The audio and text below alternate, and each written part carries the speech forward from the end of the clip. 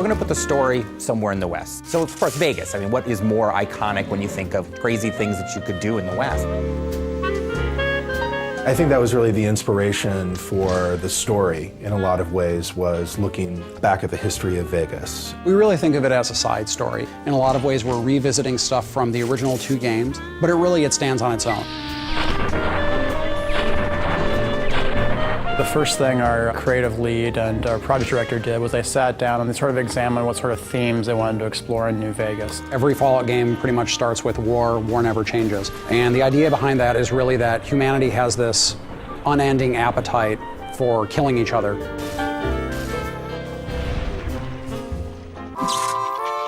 Fallout New Vegas is a post-apocalyptic role-playing game. It's set a couple of hundred years after a cataclysmic nuclear war between the US and China, and it takes place at a time when the city of New Vegas is actually being rebuilt. Fallout 3 starts with you being born, and you're a baby, and you go through your young adulthood until you leave the vault.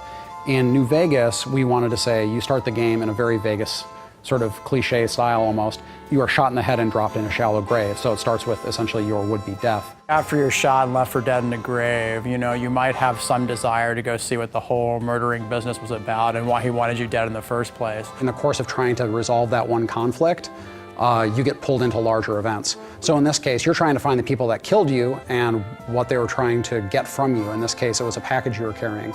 So, of course, as you go around, you find out that what you were carrying is centrally tied into this major conflict in the area between New California Republic and Caesar's Legion and Mr. House, who's the guy that sort of runs the strip in New Vegas. Player freedom is very important in the Fallout series, and when we allow the player to basically have a choice in what they do and how they do it, by leaving the plot open in a way that basically they're just learning what's going on in the world, it gives them a lot more freedom in how they want to learn that information. The environment is genuinely reacting to what you do as the player. You have a pretty extraordinary amount of control over the outcome of the game.